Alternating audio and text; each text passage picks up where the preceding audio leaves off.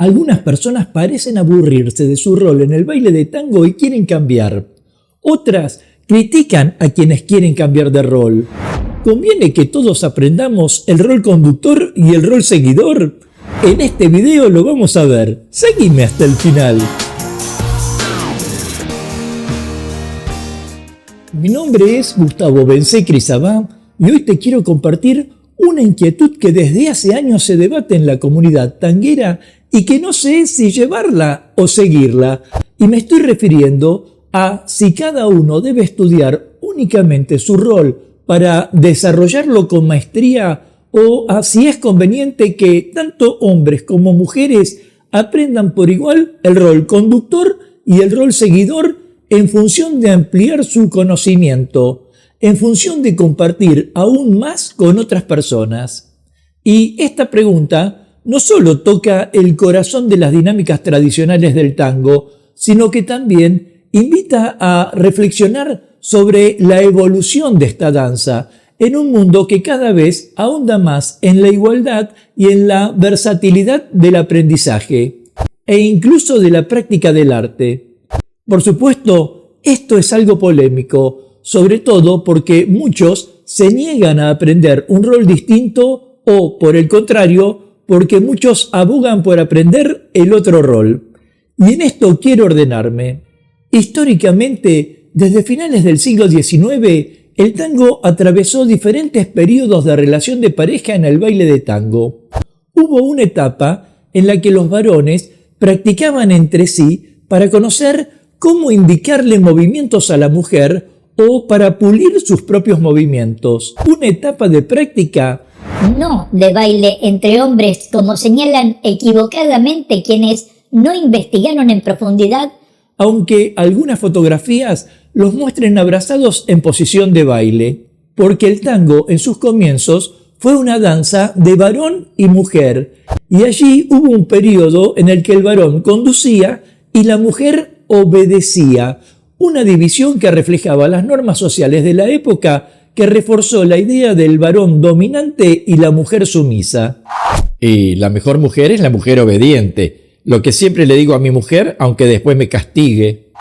Y posiblemente esa costumbre de ver que el hombre es el que manda y la mujer la que acata las órdenes fue lo que dejó hasta hoy cierta idea de que el tango es una danza machista. Sin embargo, hubo otro periodo que yo ubicaría entre fines de los años 30 y comienzo de los 40, en el que el varón empezó a contemplar que sin la mujer a poco o nada llegaría. Una etapa en la que los nuevos aspirantes a bailarines, sobre todo los que asistían a los clubes de barrio, debían hacer primero el rol seguidor antes de ser conductores. Y luego vino otro periodo, alrededor de los 50, en el que se empezó a hablar de que el tango era una danza de 50 y 50, es decir, de igual importancia para ambos roles. Un momento en que algunos hombres podían intercambiar roles en una exhibición con su pareja, hasta que desde los años 90 aproximadamente, si no antes, en adelante, el rol de la mujer como seguidora pasó a tener una importancia crucial y empezó a desarrollarse la idea, cada vez con mayor fuerza, de que la mujer también aprendiera a conducir. Y esta diversificación de los roles tradicionales llevó a que muchos cuestionaran su importancia y su necesidad. En especial, muchos se preguntaron si esta acción no terminaría por destruir el tango original, si las mujeres dejarían de bailar con los varones y si los varones no quisieran también bailar con otros varones, y todo lo que se pueda especular. Pero lo cierto es que aprender ambos roles tiene puntos tanto a favor como puntos en contra. Para mí el único beneficio de que bailen dos mujeres juntas es que reboto menos en la milonga. En primer lugar, como punto a favor, te diría que hay una comprensión integral del baile, porque aprender ambos roles proporciona una mirada más completa del tango. Un conductor que conoce el rol seguidor puede mejorar su capacidad de conducir sabiendo exactamente lo que se siente desde ese lado. Y del mismo modo, un seguidor que aprendió como conductor puede interpretar mejor las intenciones y señales de su pareja resultando en una conexión más fluida y natural en el baile. También podríamos observar una mejora en la técnica personal. Quienes desempeñan el rol seguidor pueden desarrollar una mayor precisión de su eje y equilibrio al conducir, mientras que quienes desempeñan el rol conductor pueden desarrollar una mayor sensibilidad y adaptabilidad. Sin ir más lejos, en la dinámica de una milonga, la capacidad de adaptarse es una necesidad, y agregaría incluso que explorar el otro rol puede abrir nuevas vías de improvisación en el tango.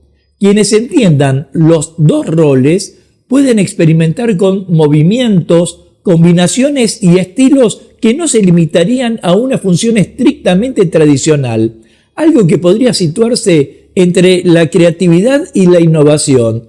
Pero, como decía, de acuerdo con otras miradas, también hay puntos en contra en esto de aprender el otro rol. De hecho, los puristas del tango argumentan que la esencia de esta danza reside precisamente en la diferenciación clara de roles y sostienen que cambiar atenta contra la autenticidad del tango que, como contaba anteriormente, se basa en una posición tradicional que utilizaban varones y mujeres. También podríamos decir que, para algunos, aprender ambos roles puede resultar confuso en cuanto a técnicas y conceptos, sobre todo para los principiantes. Si consideramos que el tango ya es una danza compleja y exigente, imagínate lo que significaría agregar la responsabilidad de aprender un rol adicional.